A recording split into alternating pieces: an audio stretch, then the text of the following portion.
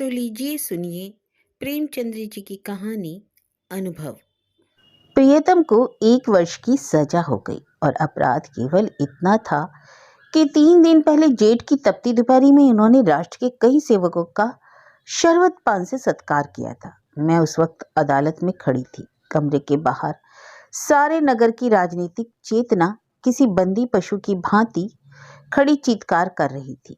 मेरे प्राणधन हथकड़ियों से जकड़े हुए लाए गए। चारों ओर सन्नाटा छा गया। मेरे भीतर हाहाकार मचा हुआ था, मानो प्राण पिघला जा रहा हो। आवेश की लहरें सी उठ उठ कर समस्त शरीर को रोमांचित किए देती थी। ओह, इतना गर्व मुझे कभी न हुआ था। वह अदालत कुर्सी पर बैठा हुआ अंग्रेज अफसर, लाल जरीदार पगड़ियां बांधे हुए पुलिस के कर्मचारी सब मेरी आंखों में तुच्छ जान पड़ते थे। बार बार जी में आता दौड़कर जीवन धन के चरणों में लिपट जाऊं और उसी दिशा में प्राण त्याग दूं। कितनी शांत, अविचलित, तेज और स्वाभिमान से प्रदीप्त मूर्ति थी। ग्लानि, विषाद या शोक की छाया भी ना थी। नहीं, उन होठों पर एक स्फूर्ति से भरी हुई मनोहारिणी ओजस्वी मुस्कान थी। इस अपराध के लिए 1 वर्ष का कठिन कारावास? वाह रे न्याय, तेरी बलिहारी। मैं ऐसे 1000 अपराध करने को तैयार थी। प्राणनाथ के चलते समय एक बार मेरी आंखों में देखा, कुछ मुस्कुराए, फिर उनकी मुद्रा कठोर हो गई। अदालत से लौटकर मैंने 5 रुपए की मिठाई मंगवाई और स्वयं सेवकों को बुलाकर खिलाई। और संध्या समय मैं पहली बार कांग्रेस के जलसे में शरीक भी हुई, और शरीक ही नहीं हुई, मंच पर जाकर बोली भी और सत्याग्रह की प्रतिज्ञा ले ली। मेरी आत्मा में इतनी शक्ति कहाँ से आ गई, नहीं कह सकती। सर्वस्व लुट जाने के बाद फिर किसकी शंका और किसका डर? विधाता का कठोर से कठोर आघात भी अब मेरा क्या अहित कर सकता था। दूसरे दिन मैंने 2 तार दिए, एक पिताजी को, दूसरा ससुर को। ससुर जी पेंशन पाते थे, पिताजी जंगल के महकमे में अच्छे पद पर थे, पर सारा दिन गुजर गया। तार का जवाब नदारद। दूसरे दिन भी कोई जवाब नहीं आया। तीसरे दिन दोनों महाशयों के पत्र आए। दोनों जामे से बाहर थे। ससुर जी ने लिखा, आशा थी तुम लोग बुढ़ापे में मेरा पालन करोगे। तुमने उस आशा पर पानी फेर दिया। क्या अब चाहती हो मैं भिक्षा मांगू? मैं सरकार से पेंशन पाता हूँ, तुम्हें आश्रय देकर मैं अपनी पेंशन से हाथ तो नहीं धो सकता। पिताजी के शब्द इतने कठोर तो ना थे, पर भाव लगभग ऐसा ही था। इसी साल उन्हें ग्रेड मिलने वाला था। वह मुझे बुलाएंगे तो संभव है ग्रेड से वंचित होना पड़े। हाँ, वह मेरी सहायता मौखिक रूप से करने को तैयार थे। मैंने दोनों पत्र फाड़कर फेंक दिए और उन्हें कोई पत्र ना लिखा। हाय स्वार्थ, तेरी माया कितनी प्रबल है। अपना ही पिता केवल स्वार्थ में बाधा पड़ने के भय से लड़की की तरफ से इतना निर्दयी हो जाए, अपना ससुर अपनी बहू की ओर से इतना उदासीन हो जाए। मगर मेरी उम्र ही क्या है, अभी तो सारी दुनिया देखने को पड़ी है। अब तक मैं अपने विषय में निश्चिंत थी, लेकिन अब यह नई चिंता सवार हुई। इस निर्जन घर में निराधार निराश्रय कैसे रहूंगी? तो जाऊंगी कहाँ? अगर कोई मर्द होती तो कांग्रेस के आश्रम चली जाती या कोई मजदूरी कर लेती। मेरे पैरों पे नारीत्व की बेड़ियां पड़ी हुई थी।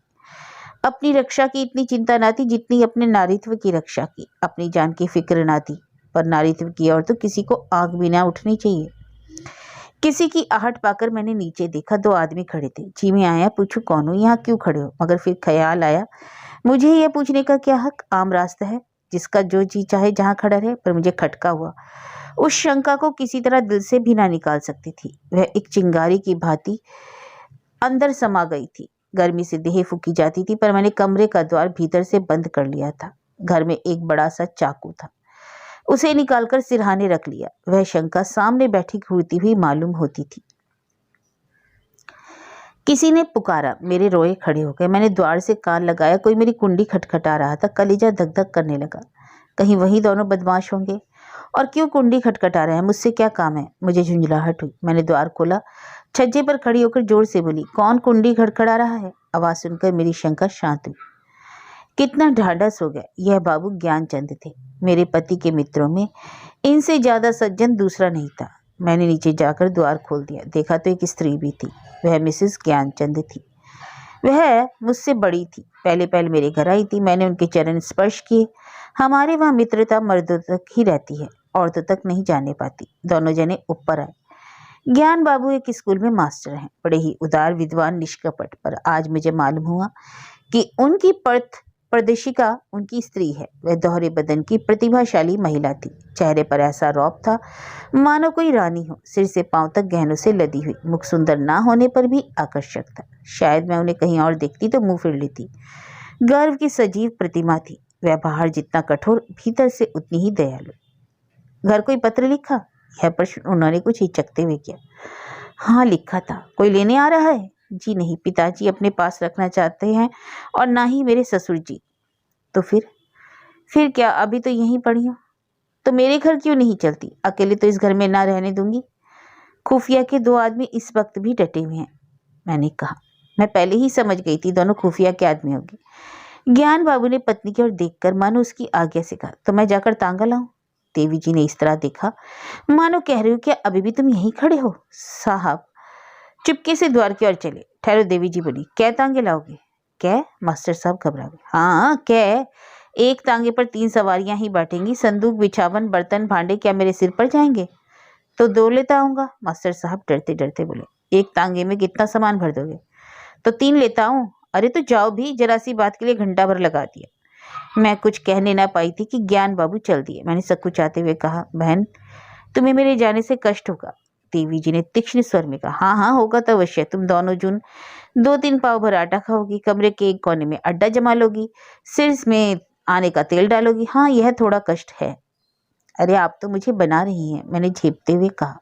देवी जी ने सदैव भाव से मेरा कंधा पकड़कर कहा, जब तुम्हारे बाबूजी लौट आए तो मुझे भी अपने घर मेहमान रख लेना। मेरा घाटा पूरा हो जाएगा। अब तो राजी? चलो असबाब बांधो, खाट वाट कल मंगवा लेंगे। मैंने ऐसी सदैव उदार मीठी बातें करने वाली स्त्री नहीं देखी। मैं उनकी छोटी बहन होती तो भी शायद इससे अच्छी तरह न रखती। चिंता या क्रोध को तो जैसे उन्होंने जीत लिया। सदैव उनके मुख पर मधुर विनोद खेला करता था। कोई लड़का वाला ना था, पर मैंने उन्हें कभी दुखी नहीं देखा। ऊपर के काम के लिए लौंडा रख लिया था, भीतर का सारा काम खुद करती। इतना कम खाकर और इतनी मेहनत करके वह कैसे इतनी हष्टपुष्ट रह सकती थी, कह नहीं सकती।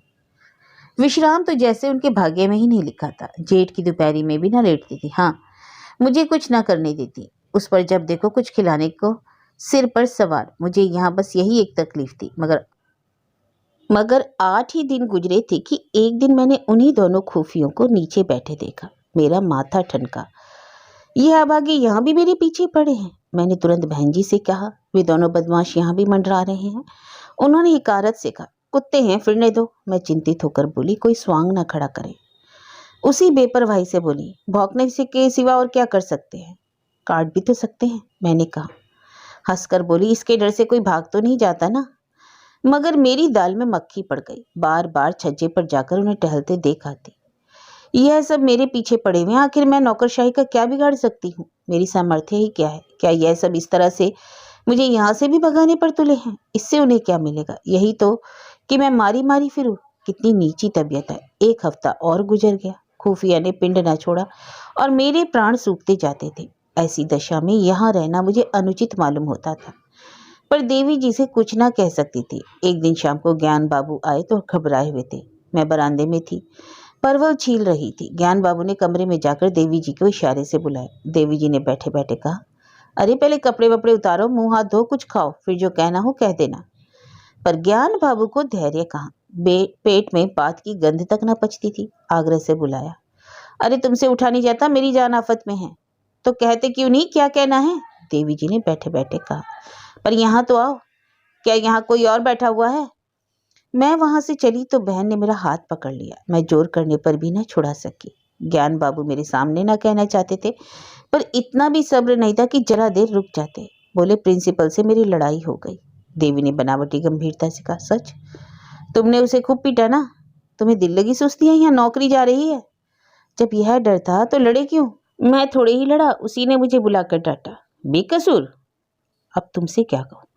फिर वही पर्दा, मैं कह चुकी ना, ये मेरी बहन है, मैं इससे कोई पर्दा नहीं रखना चाहती। और जो इन्हीं के बारे में कोई बात हो? देवी जी ने जैसे पहेली बूझकर कहा, अच्छा समझ गई, कुछ खुफिया का झगड़ा होगा। पुलिस ने तुम्हारे प्रिंसिपल से शिकायत की होगी। ज्ञान बाबू ने इतनी आसानी से अपनी पहेली का बूझा जाना स्वीकार न किया। बोले, पुलिस ने प्रिंसिपल से नहीं, हाकिम जिला से कहा। उसने प्रिंसिपल को बुलाकर मुझसे जवाब तलब करने का हुक्म दिया। देवी ने अंदाज से कहा, समझ गई, प्रिंसिपल ने तुम्हें कहा होगा कि उस स्त्री को घर से निकाल दो। हाँ, यही समझ लो। तो तुमने क्या जवाब दिया? अभी कोई जवाब नहीं दिया। वहां खड़े खड़े क्या कहता? देवी जी ने उन्हें आड़े हाथों लिया। जिस प्रश्न का एक ही जवाब है उसमें सोच विचार कैसा? ज्ञान बाबू सिर पिटाकर बोले, लेकिन कुछ सोचना तो जरूरी था। देवी जी की त्योरियां बदल गई। आज मैंने पहली बार उनका यह रूप देखा। बोली, तुम उस प्रिंसिपल से जाकर कह दो मैं उसे किसी तरह नहीं छोड़ सकता, और ना माने तो इस्तीफा दे दो। अभी जाओ, लौट कर हाथ मुंह धोना। मैंने रोक कर कहा, बहन मेरे लिए। देवी ने डांट बताई, तुम चुप रह नहीं सकती, कान पकड़ लूंगी। तू क्यों बीच में कूदती है? रहेंगे तो साथ रहेंगे, मरेंगे तो साथ मरेंगे। इस मर्दुए को मैं क्या कहूँ? आधी उम्र बीत गई और बात ना करना आया? अरे खड़े खड़े क्या सोच रहे हो? तुम्हें डर लगता है तो मैं जाकर कह आऊं? ज्ञान बाबू खिसियाकर बोले, तो कल कह दूंगा, इस वक्त कहाँ होगा कौन जाने। रात भर मुझे नींद नहीं आई। बाप और ससुर जिसका मुंह नहीं देखना चाहते उसका यह आदर, राह की भिखारिन का यह सम्मान। देवी तो सचमुच देवी है।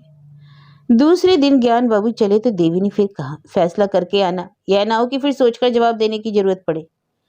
ज्ञान बाबू के चले जाने के बाद मैंने कहा, तुम मेरे साथ बड़ा अन्याय कर रही हो बहन जी। मैं यह कभी नहीं देख सकती कि मेरे कारण तुम्हें यह विपत्ति झेलनी पड़े। देवी ने हास्य भाव से कहा, कह चुकी ना, या कुछ और कहना है? नहीं, कह चुकी, मगर अभी बहुत कुछ कहूंगी। अच्छा बता, तेरे प्रियतम क्यों जेल गए? इसलिए ना कि स्वयं सेवकों का सत्कार किया था। और ये स्वयं सेवक कौन है? ये हमारी सेना के वीर हैं जो हमारी लड़ाइयां लड़ रहे हैं। स्वयं सेवकों के भी तो बाल बच्चे होंगे, माँ बाप होंगे, वह भी तो कोई कारोबार करते होंगे। पर देश की लड़ाई लड़ने के लिए उन्होंने जब सब कुछ त्याग दिया, ऐसे वीरों का सत्कार करने के लिए जो आदमी जेल में डाल दिया जाए, उसकी स्त्री के दर्शनों से आत्मा पवित्र होती है। मैं तुझ पर एहसान नहीं कर रही हूँ, तू मुझ पर एहसान कर रही है। मैं इस दया सागर में डुबकियां खाने लगी। बोलती क्या? शाम को जब ज्ञान बाबू लौटे तो उनके मुख पर विजय का आनंद था। देवी ने पूछा, हार की जीत? ज्ञान बाबू ने अकड़ कर कहा, जीत। मैंने इस्तीफा दे दिया तो चक्कर में आ गया। उसी वक्त हाकिम जिला के पास गया। वहां ना जाने मोटर पर बैठकर दोनों में क्या बात हुई। लौटकर मुझसे बोला, आप पॉलिटिकल जलसों में तो नहीं जाते? मैंने कहा, भूल कर भी नहीं। कांग्रेस के मेंबर तो नहीं? मैंने कहा, मेंबर क्या, मेंबर का दोस्त भी नहीं हूँ।